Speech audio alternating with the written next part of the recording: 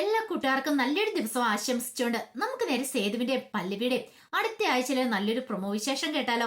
ആദ്യമായി കാണുന്നവരാണെങ്കിൽ ചാനൽ ഇഷ്ടപ്പെട്ട ഒന്ന് സബ്സ്ക്രൈബ് ചെയ്യാൻ മറക്കരുതേ.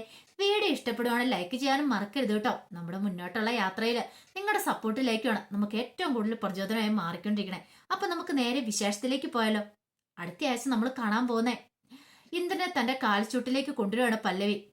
ഇന്ദ്രൻ ഒരിക്കലും പ്രതീക്ഷിക്കാത്ത പണികളൊക്കെയാണ് ഇന്ദ്രനിട്ട് പല്ലവി കൊടുക്കുന്നത്. രാജലക്ഷ്മി ഇന്ദ്രനും അങ്ങനെ പല്ലവിയുടെ മുന്നിൽ മുട്ടുമടക്കാണ്. അപ്പൊ അതിന്റെ കുറച്ച് വിശേഷങ്ങൾ അടുത്ത ആഴ്ച നമ്മൾ കാണാൻ പോകുന്നേ.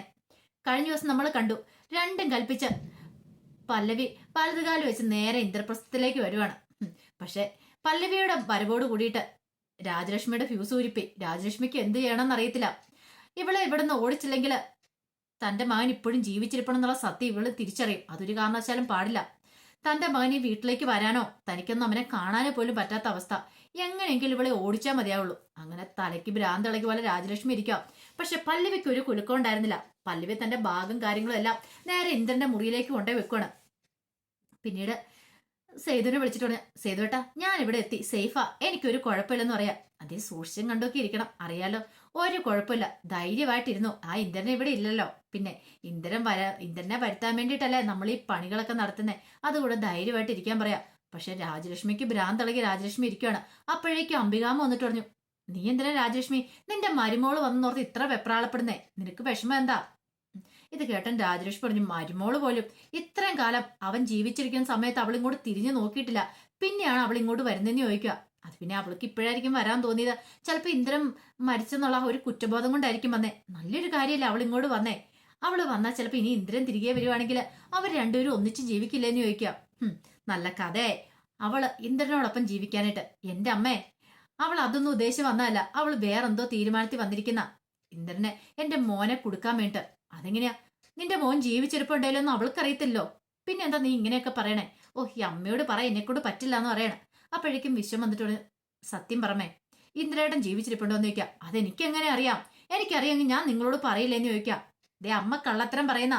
ഇന്നലെ പോലീസുകാർ ഇവിടെ വന്നപ്പോഴേ എനിക്കറിയായിരുന്നു ഇന്ദ്രേട്ടൻ മിക്കവാറും ഇവിടെ വന്നിട്ടുണ്ടായിരിക്കുന്ന. അമ്മ ഞങ്ങളുടെ എല്ലാം മുന്നിൽ കള്ളം പറഞ്ഞു. പക്ഷെങ്കില് പല നാൾ കള്ളൻ ഒരു നാൾ പിടിക്കപ്പെടുമെന്നാ പറയണേ. ഇന്ദ്രേട്ടനെ ഉറപ്പായിട്ടും പോലീസ് കൊണ്ടും. എങ്ങാനും ജീവിച്ചിരിപ്പണെന്ന് അറിഞ്ഞാൽ ഇന്ദ്രേട്ടന്റെ കഷ്ടകാലം ഒന്ന് കൂട്ടിയാൽ മതി എന്ന് പറയാം. ഏയ്, എനിക്കതൊന്നും അറിയത്തില്ലട മോനെ, എന്നോടൊന്നും ചോദിക്കേണ്ടെന്ന് പറയാം. ഒരു കാര്യം ചെയ്യ, നിനക്ക് അറിയാൻ അത്ര നിർബന്ധമാണ്, നീ പോയി അന്വേഷിക്ക്. രാജലക്ഷ്മിയോട് അംബികാൻ പറഞ്ഞു, ദേ നീ കൂടുതൽ ആള് കളിക്കൊന്നും വേണ്ട. നിന്റെ ഈ മുഖഭാവം കണ്ടാ അറിയാം, നിന്റെ ഈ ഒരുക്കം കണ്ടാ തന്നെ അറിയാം ഇന്ദ്രൻ ജീവിച്ചിരിപ്പുണ്ടെന്ന്. ഞങ്ങളടുത്ത് നീ വലിയ ആള് കളിക്കൊന്നും വേണ്ട. പറഞ്ഞു കേട്ടല്ലോ, വാ മോനെ വിശ്വം എന്ന് പറഞ്ഞു വിശ്വത്തെ കൂട്ടി അങ്ങോട്ട് പോവാണ്. പിന്നീട് വിശ്വത്തോട് പറഞ്ഞു, എനിക്ക് നല്ല സംശയമുണ്ട് അവളില്, രാജലക്ഷ്മിയില്. ഇന്നലെ അവൻ ഇവിടെ വന്നോന്ന്. അത് ശരിയാ അച്ഛമ്മ, എനിക്ക് നല്ല സംശയമുള്ള കാര്യമാണ്. അങ്ങനെയാണെങ്കിൽ ഉറപ്പായിട്ടും ഇനി ഇന്ദ്രേട്ടൻ വരും. ഇന്ദ്രേട്ടനെ കൊണ്ടുവരാൻ വേണ്ടിയിട്ടാണോ പല്ലവി ചേച്ചി ഇങ്ങോട്ട് വന്നേന്ന് പോലും സംശയമുണ്ട്. പല്ലവി ചേച്ചിക്ക് ചില സംശയങ്ങളും കാര്യങ്ങളും ഉണ്ട്. ഒന്നും അറിയാതെ പല്ലവി ചേച്ചി ഒരിക്കലും ഇങ്ങോട്ട് വരില്ല എന്ന് പറയണം. അത് ശരിയാ. എനിക്ക് തോന്നേ ആ പെങ്കുച്ച് ഭയങ്കര പാവം തോന്നുന്നു. എന്നെ കണ്ടാൽ തന്നെ അറിയാലോ എന്ന് പറയാം.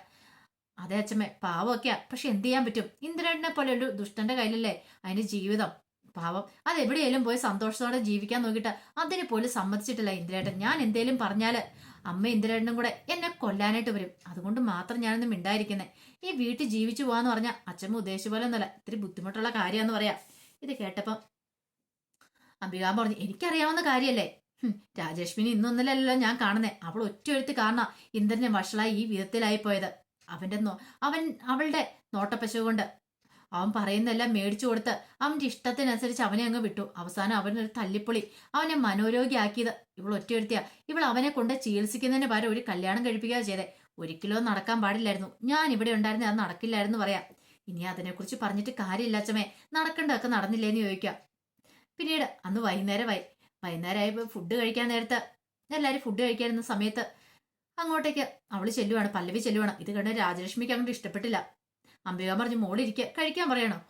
കഴിക്കാൻ വന്നിരിക്കുന്നു. അല്ല, നീ എന്ത് അധികാരത്തിലാണ് ഇവിടെ വന്ന് കയറുന്ന കഴിക്കണേന്ന് ചോദിക്കാം. അതെന്തമ്മ അങ്ങനെ പറയണേ? ഞാൻ ഈ വീട്ടിലെ മരുമോളല്ലേ, പിന്നെ എനിക്ക് ഇവിടെ നിന്ന് ഫുഡ് എടുത്ത് കഴിക്കാമല്ലേ? മരുമോള് എന്നും പറഞ്ഞ് ദേഷ്യപ്പെട്ട് ഫുഡ് പോലും കഴിക്കാതെ രാജലക്ഷ്മി അങ്ങ് എഴുന്നേറ്റ് പോവാണ്. വിശ്വം പറഞ്ഞു, ഏട്ടത്തി ഒന്നും കാര്യമായിട്ട് എടുക്കണ്ട. അമ്മ തന്നെ കുറച്ചേയും വിശന്ന് കഴിയുമ്പോൾ എടുത്ത് കഴിച്ചോളും. ഏട്ടത്തി ഫുഡ് കഴിച്ചിട്ട് പോയി കിടന്ന് ഉറങ്ങാൻ നോക്കാൻ പറയാം. പിന്നീട് പല്ലി ഫുഡൊക്കെ കഴിച്ചിട്ട് നേരെ കിടക്കാനായിട്ട് പോവാ. കിടക്കാൻ പോകുന്ന വേറൊരിടത്തേക്കുമല്ല, നേരെ ചെല്ലുന്ന രാജലക്ഷ്മിയുടെ മുറിയില. രാജലക്ഷ്മി ആ പടം അസ്വസ്ഥപ്പെട്ടിരിക്കുകയാണ്. അപ്പോഴാണ് കഥകളിൽ ഒരു മുട്ട് കേട്ടുന്നത്. ഇതാരാ പോലും ഈ സമയത്ത് വിശ്വമായിരിക്കുമോ? ചെന്ന് കഥ തുറന്നു വയ്ക്കുമ്പോഴത്തേനും പല്ലവി അങ്ങോട്ട് മുറിക്കകത്തേക്ക് കയറി വന്നു. നീയോ? നീ എന്തിനാ മുറിയിലേക്ക് കയറി വന്നേ? കിടന്നുറങ്ങാനായിട്ട്. ഉറങ്ങാനോ? എവിടെ? അത് ഞാൻ അമ്മയുടെ കിടന്നുറങ്ങാൻ. നിനക്ക് എന്നെ ഭ്രാന്ത് പിടിച്ചോ? അതൊന്നും ശരിയാകത്തില്ല. എന്റെ കൂടെ ഒന്നും കിടങ്ങാൻ ഞാൻ സമ്മതിക്കില്ല എന്ന് പറയണ. അങ്ങനെ പറയരുത് അമ്മേ, എനിക്ക് അമ്മയോടെ കിടക്കാൻ പറ്റുള്ളൂ. ഞാൻ ഇവിടെയാ കിടക്കത്തുള്ളൂ എന്ന് പറയാം. എനിക്ക് തന്നെ കിടക്കാൻ പേടിയാ. എന്റെ വീട്ടിലാണെങ്കിൽ എന്റെ പാറുണ്ട്, അവരുടെ ഒപ്പം ഞാൻ കിടക്കണേ. എനിക്ക് തന്നെ കിടക്കാൻ പേടിയായതുകൊണ്ടല്ലേ?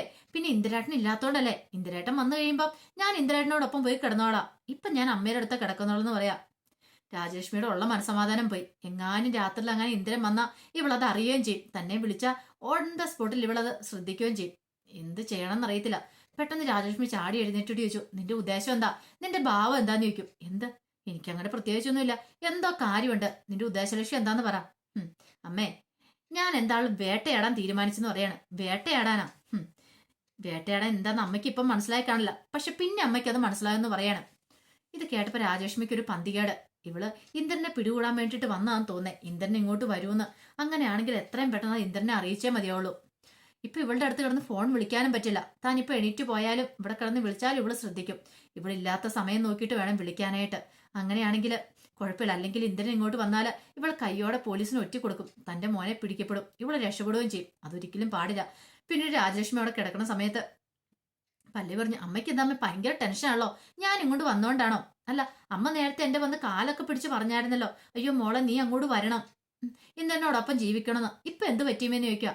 അത് പിന്നെ അവനിപ്പോ ജീവനോടെ ഉണ്ടോ മരിച്ചോന്ന് അറിയത്തില്ലോ. നീ അവനെ കൊന്നില്ലേന്ന് ചോദിക്കണം. ഞാനോ? ഞാൻ കൊന്നിട്ടില്ല. അത് അമ്മയ്ക്ക് അറിയാവുന്ന കാര്യമല്ലേന്ന് ചോദിക്കും. ദേ, വെറുതെ അനാവശ്യം പറഞ്ഞാണ്ടല്ലോ. നീ ഒറ്റ എഴുത്ത് കാരണം അവൻ അങ്ങനെ ആയെന്ന് പറയാ. ഞാൻ കാരണോ? ഞാനൊരു തെറ്റും ചെയ്തിട്ടില്ലമ്മേ. ഞാൻ എന്ത് തെറ്റിയെന്നാ? അമ്മയുടെ മോന് എന്റെ ജീവൻ നശിപ്പിച്ച്, എന്നിട്ട് പോലും ഞാനത് പൊറുക്കാനൊക്കെ തയ്യാറായി ഇങ്ങോട്ട് വന്നില്ലേ? ഇന്ദ്രേട്ടൻ തിരികെ വരുവാണെങ്കിൽ ഇന്ദ്രേട്ടനോടൊപ്പം ഒരു ജീവിതം, അതാ ഞാൻ ആഗ്രഹിക്കുന്ന പറയാം. ഇത് കേട്ടപ്പോ രാജലക്ഷ്മി നോക്കി തോന്നി, ഇവള് ശരിയാണോ? ഇനിയിപ്പൊ കള്ളത്തരം പറയുന്നതാണോ? ഒന്നും വിശ്വസിക്കാൻ പറ്റുന്നില്ലോ എന്റെ ഭഗവാനെ. ഇവളെ സൂക്ഷിക്കണം. ഇവളെ അപകടകാരിയാന്ന് മനസ്സിലായി. പിന്നീട് പിറ്റേ ദിവസം പതിവ് പോലെ പല്ലവി എഴുന്നേറ്റു. പല്ലവി അടുക്കളയിൽ ചെന്ന് ഒരു കോഫിയൊക്കെ ഉണ്ടാക്കുന്നുണ്ട്. കോഫിയൊക്കെ ഉണ്ടാക്കി വിടുമ്പോൾ അംബികാമ്മ എങ്ങോട്ട് വരുന്നേ. അംബികാമ്മനെ കണ്ടുവച്ചു. മച്ചമ്മയ്ക്ക് കോഫി ആണോന്ന് ചോദിക്കുകയാണ്. പിന്നീട് പല്ലവി അംബികാമ്മയ്ക്ക് ഒരു കോഫി ഉണ്ടാക്കി കൊടുക്കുന്നുണ്ട്. അങ്ങനെ ഉണ്ടാക്കി കൊടുത്തോണ്ടിരിക്കുന്ന സമയത്ത് പല്ലവിയോട് സംസാരിക്കുകയാണ് അംബികാമ്മ. നിനക്കറിയാം മോളെ, ഇന്ദ്രൻ ചെറുതിലെ നല്ല പാവം കുട്ടിയായിരുന്നു. പക്ഷെ എന്ത് ചെയ്യാനാ, ദേ ഇവൾ ഒറ്റ ഒരുത്തിയാ നശിപ്പിച്ചെന്ന് പറയാം. വിശ്വത്തിന് അവന്റെ അച്ഛന്റെ സ്വഭാവം കിട്ടിയിരിക്കുന്നത്. പക്ഷെ ഇന്ദ്രനുണ്ടല്ലോ, ഇവളെ കണ്ട് രാജലക്ഷ്മിനെ കണ്ടാ വളർന്നു വന്നേ. എന്ത് വേണമെങ്കിലും ആഗ്രഹങ്ങളൊക്കെ സാധിച്ചു കൊടുത്തി വളർത്തിയതുകൊണ്ടാ അവൻ ഇങ്ങനെയായി പോയത്. അവനൊരു നല്ല ജീവിതം കിട്ടണമെന്ന് എനിക്ക് ഒത്തിരി ആഗ്രഹം ഉണ്ടായിരുന്നു. അവൻ കല്യാണം കഴിച്ചെന്നൊക്കെ അറിഞ്ഞു കഴിഞ്ഞപ്പോൾ സന്തോഷമായിരുന്നു. അവന്റെ കുടുംബജീവിതം കിട്ടിക്കഴിയുമ്പോൾ നന്നായിട്ട് ജീവിക്കുമല്ലോ എന്നോർത്ത്. പക്ഷെ പ്രതീക്ഷകളെല്ലാം തെറ്റിപ്പോയി മോളെ. എനിക്കറിയാം അവന്റെ സ്വഭാവം. നീ പ്രത്യേകിച്ച് പറയേണ്ട കാര്യമൊന്നുമില്ല. നീ ഇങ്ങോട്ട് വന്ന എന്തിനാ? നിനക്ക് എവിടെയെങ്കിലും പോയി രക്ഷപ്പെടാൻ വല്ലായിരുന്നോ? ഈ വീട്ടിൽ വന്നാല് ഒരു പക്ഷെ ഇന്ദ്രൻ വന്നിട്ടുണ്ടെങ്കിൽ നിന്റെ അവസ്ഥ എന്താ നീ ചിന്തിച്ചിട്ടുണ്ടോന്ന് ചോദിക്കാം. ഇത് കേട്ടപ്പം പല്ലവി പറഞ്ഞു, അതെ അച്ഛമ്മ ഒന്നും ഓർത്ത് വിഷമിക്കണ്ട. എന്നെ നോക്കി നിൽക്കാനായിട്ട് എനിക്കറിയാം.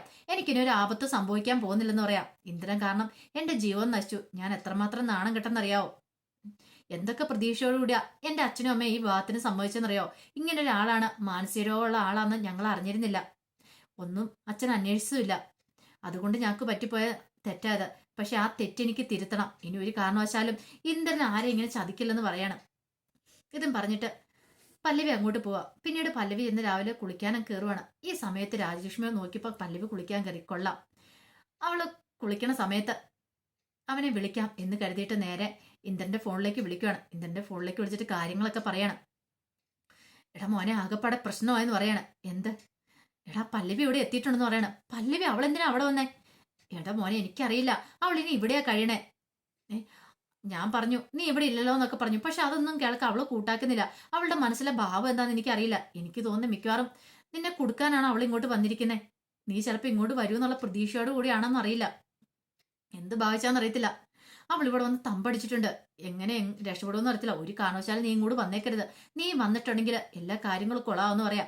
അപ്പൊ ഇത് പല്ലവി കേൾക്കാതിരിക്കാൻ വേണ്ടി വേറെ മാറി വന്നിരുന്ന ഹാളി വന്നിരുന്നിട്ടാ സംസാരിച്ചുകൊണ്ടിരിക്കുന്നത്. ആ സമയം പല്ലവി കുളിയെ കഴിഞ്ഞ് വരുവാണ്. പല്ലവി പതുക്കെ പമ്മി വന്നു കഴിയുമ്പോ ഫോൺ ചെയ്തുകൊണ്ടിരിക്കുന്ന കാഴ്ച കണ്ടേ. ഓഹോ, പല്ലവി അവിടെ മാറി നിൽക്കുകയാണ്. ഇന്ദ്രനാ വിളിക്കണേന്ന് മനസ്സിലായി. ആഹാ, അപ്പൊ ഇന്ദ്രനാ വിളിച്ചോണ്ടിരിക്കുന്നത്. അപ്പൊ നല്ല സന്തോഷത്തോട് സംസാരിച്ചോണ്ടിരിക്കണം. പിന്നീട് പല്ലവി ഒന്നും ഇടാതെ ആ സംസാരം തീരുന്നോടം വരെ അവിടെ കേട്ടിരുന്നു. എന്തൊക്കെയാ പറയണമെന്ന് അറിയാലോ. ഇവിടുന്ന് അങ്ങോട്ട് പറയുന്ന കേൾക്കുമ്പോ അറിയാലോ കാര്യങ്ങളൊക്കെ.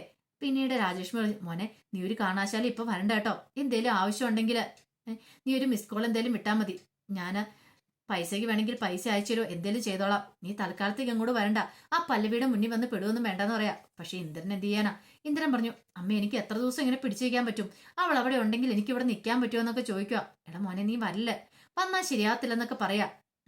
എനിക്കറിയാം എന്ത് ചെയ്യണമെന്ന്, എന്നെ കൊടുക്കാൻ അവളുടെ പ്ലാനെങ്കിൽ ഒരിക്കലും നടക്കാൻ പോകുന്നില്ല അമ്മേ എന്നൊക്കെ പറഞ്ഞ് കുറച്ചേരം സംസാരിച്ചിട്ട് ഫോൺ വെക്കുക.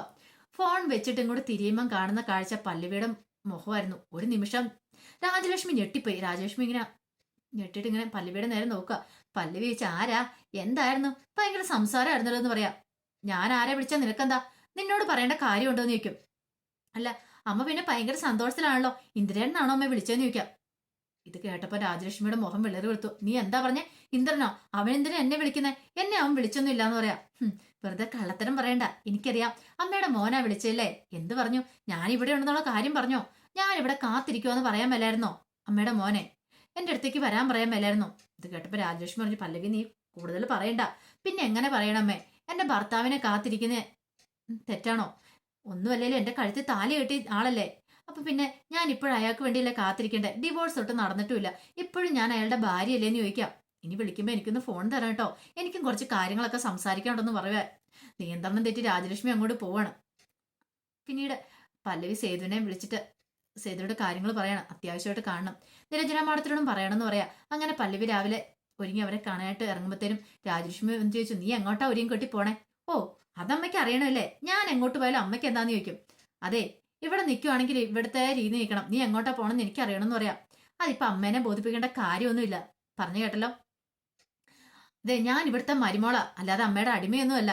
ഞാൻ എങ്ങോട്ട് പോന്നു, എവിടെ പോന്നു, എവിടെ വരുന്നു അറിയേണ്ട കാര്യമൊന്നുമില്ല, അതൊക്കെ എന്റെ ഭർത്താവ് അന്വേഷിച്ചോളൂ, അമ്മ അന്വേഷിക്കാൻ വരണ്ടെന്ന് പറയണം എന്നും പറഞ്ഞിട്ട് പുറത്തേക്ക് അവളിറങ്ങി പോവാണ്. പല്ലവി ഇറങ്ങി പോവാണ്. ഈ കാഴ്ച കണ്ടു കഴിഞ്ഞപ്പോ രാജലക്ഷ്മി സഹിച്ചില്ല. രാജലക്ഷ്മിക്ക് സംശയങ്ങളൊക്കെ ഉണ്ടായി. പല്ലവി എങ്ങോട്ടാ പോകുന്നേ? ഒരു പക്ഷേങ്കിൽ ഇന്ദ്രനെ കുറിച്ച് അന്വേഷിക്കാനാണോ? അങ്ങനെയാണെങ്കിൽ പെട്ടത് തന്നെ. ഒരു പക്ഷെ അവൾക്ക് സംശയങ്ങളൊക്കെ ഉണ്ടായിട്ടുണ്ട്, ഇന്ദ്രനെ വിളിച്ചെന്നുള്ള. അവള് വെറുതെ ഇരിക്കാൻ വഴിയില്ല. ആ സമയം സേതുവിന്റെ അടുത്തേക്ക് പല്ലവി വരുവാണ്. പിന്നീട് സേതുവിനോട് ഇന്ദ്രൻ വിളിച്ചിട്ടുള്ള കാര്യങ്ങളെല്ലാം പറയാണ്. ഇത് കേട്ടപ്പോ ഇന്ദ്രനെ കുറിച്ചുള്ള ഈ കാര്യങ്ങളൊക്കെ കേട്ട് കഴിഞ്ഞപ്പോഴത്തേനും സേതു പറഞ്ഞു, എത്രയും പെട്ടെന്ന് അവനെ കണ്ടെത്തണം, കല്യാണത്തിന് മുമ്പ് അവനെ കണ്ടെത്തിയിട്ട കാര്യമുള്ളൂ, നിനക്ക് അച്ഛൻ്റെ കല്യാണത്തിന് പറഞ്ഞേ പോലും അവനെ കണ്ടെത്തണം. പ്രതാപൻ എന്ന് പറയുന്ന അയാളെ വെല്ലുവിളിച്ചിരിക്കുമല്ലേ നമ്മള്, ഒരിക്കലും നമ്മൾ ഇത് തോറ്റുപോകാൻ പാടില്ലെന്ന് പറയണം. അപ്പോഴേക്കും നിരഞ്ജന മാഡം വന്നു. നിരഞ്ജന മാഡത്തിനോടും പല്ലവി കാര്യങ്ങളൊക്കെ പറയണം, വിളിച്ച കാര്യങ്ങളൊക്കെ പറയാ. ഇന്ന് അമ്മേന്റെ ഫോണിലേക്ക് വിളിച്ചിട്ടുണ്ടായിരുന്നു, ഇന്ന സമയത്തൊക്കെയാന്ന് പറയണം. ശരി, ആ നമ്പർ എവിടെയാന്ന് അവളുടെ നമ്പറിലെ രാജലക്ഷ്മിയുടെ നമ്പറിലേക്ക് കോള് വന്ന് എവിടുന്നാന്നൊക്കെ ട്രേസ് ചെയ്തോളാന്നൊക്കെ നിരഞ്ജന പറയാ. പല്ലവി ഇനി കുറച്ച് ദിവസം കൂടെ അവിടെ നിൽക്കണം, ഇന്ദ്രൻ എന്താണല്ലോ ഇനിയും ബന്ധപ്പെടാതിരിക്കില്ല, അല്ലെങ്കിൽ ഇന്ദ്രൻ ഉറപ്പായിട്ടും അങ്ങോട്ട് വരും, ഇല്ലെങ്കിൽ നമ്മൾ ഇന്ദ്രനെ ഉള്ള സ്ഥലത്തേക്ക് നമ്മൾ പോകും. അറിയാലോ ഇന്ദ്രൻ എവിടെയാന്നുള്ള അറിവ് കിട്ടിയിട്ടുണ്ടെങ്കിൽ നമുക്ക് അങ്ങോട്ടേക്ക് പോവാം, അവന് ഇങ്ങോട്ടേക്ക് വരേണ്ട കാര്യമില്ല, നമുക്ക് അങ്ങോട്ടേക്ക് പോകാന്ന് പറയണം. അങ്ങനെ ചില തന്ത്രങ്ങളൊക്കെ അവിടെ ഒരുക്കുവാണ്. അവസാനം ഇന്ദ്രൻ എവിടെയാന്നുള്ള വിവരം കിട്ടുവാണ്. അങ്ങനെ ഇന്ദ്രനെ തേടി പല്ലവി എത്തുവാണ്. അങ്ങനെ പല്ലവി ഇന്ദ്രനെ കൈയോടെ പിടികൂടുക. നിരഞ്ജന മാഡം സേതു എല്ലാവരും കൂടെ കൂടിയിട്ട് അങ്ങനെ ഇന്ദ്രന്റെ കള്ളക്കളികളൊക്കെ പൊളിയുക. അതിന്റെ വിശേഷങ്ങളൊക്കെ അടുത്ത ആഴ്ച കാണാൻ പോന്നെ. അതോടൊപ്പം തന്നെ ഇനിയിപ്പോ ശ്രീഹരിയും അച്ചും കൂടെ ഒന്നാവുമെന്ന് പറയാൻ പറ്റില്ല. അവസാന മുഹൂർത്തത്തിലെങ്കിലും ചിലപ്പം മിത്രനാണെങ്കിലും സേതുവിന്റെ സത്യങ്ങളൊക്കെ തുറന്നു പറയും, ശ്രീഹരിയോട് അച്ഛനുള്ള പ്രണയത്തെക്കുറിച്ചൊക്കെ. അപ്പൊ അതിന്റെ വിശേഷങ്ങൾക്കായി നമുക്ക് എല്ലാവർക്കും കാത്തിരിക്കാട്ടോ. ഒരിക്കൽ കൂടി എല്ലാവർക്കും നല്ലൊരു ദിവസം ആശംസിച്ചു നിർത്തുന്നു. നന്ദി.